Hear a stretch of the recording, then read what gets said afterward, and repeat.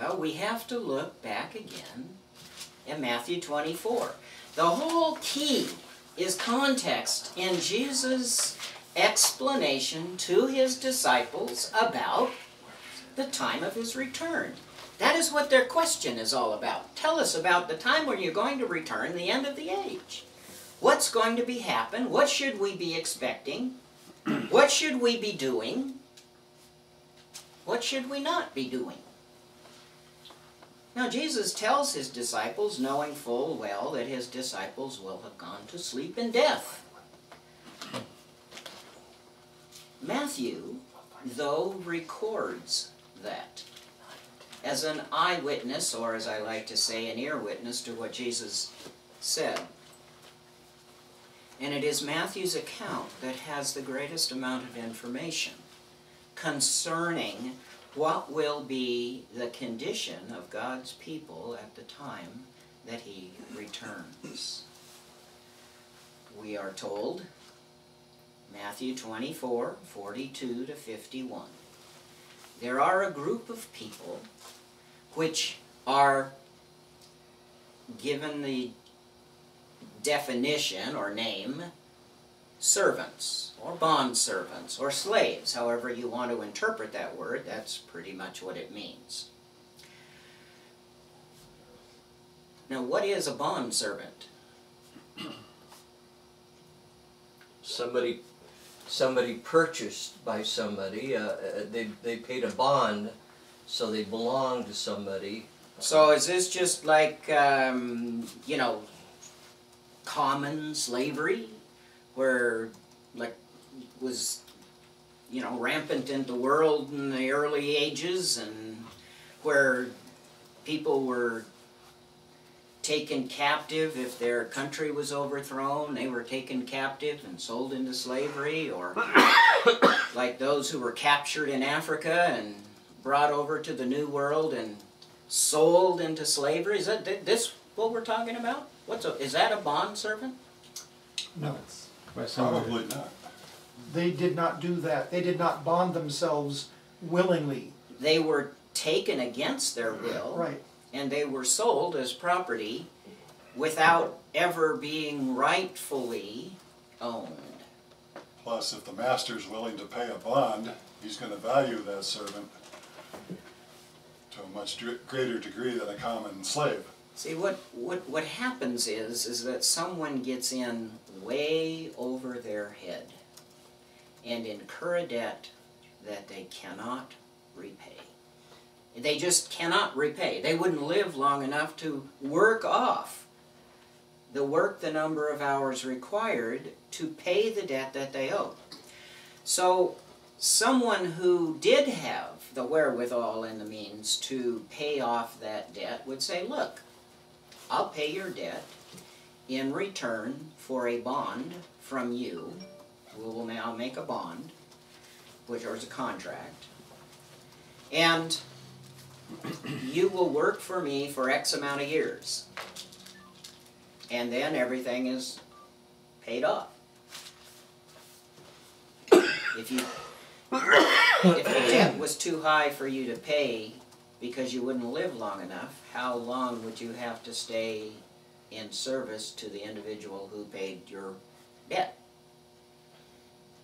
For life. It would be a lifetime contract. Read again Revelation 5:9. Yes, I know. I'm getting there. Okay, good. Because we have some people that are on the chat talking about this. Right. Okay. So the bondservant and the bond servants, as described in Matthew chapter 24, 42 to 51. Jesus tells us, reveals to us, that there will be an individual who has been placed over the household of God. This individual is a bondservant. So therefore he has been purchased from among men. And there are other individuals in the household of the king who have also been purchased from among men. Now all of these are purchased. They are all bond servants. A bond of service requires you to do the will of the one who paid your debt.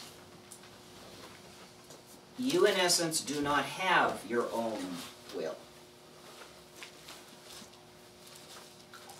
Now, if you go against that bond, if you call yourself a bondservant, and you go against that bond by being disobedient, the bond is revoked. And you're no longer a bondservant, you are just gonna hang out there on your own. Right, the bond of service is a lifetime It's a lifetime contract. commitment. So, there is someone whom the master places over the fellow bondservants in his household. To do what? Jesus is not unclear about what the highest calling, the obligation of this individual is. Feed them To their give food. his fellow bondservants their food at the proper time. Now, if we are talking in allegorical terms, the food here is not bread and potatoes, physical food. This food is spiritual food. Jesus also uses the same type of description in the account of the sheep and goats.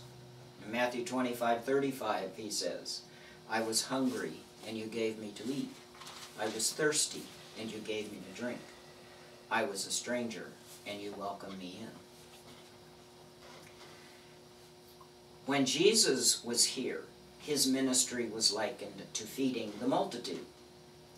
He used his literal feeding of the bread and the fish as an example to what he was doing spiritually. That he was, what was really necessary? He's saying, look, the children of Israel ate manna in the wilderness.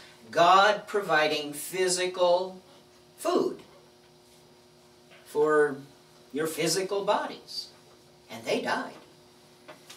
This physical food provided by God would only maintain their physical bodies until their physical bodies wore out and they died. Jesus is implying by that if Israel had eaten the spiritual bread, the words that God was giving them, they would not have all died in the wilderness, but they would have gone into the promised land. They would have become the righteous nation that God called them to be. And they would be shining the light of righteousness and truth to the nations surrounding them, and the story would be so much different than it was.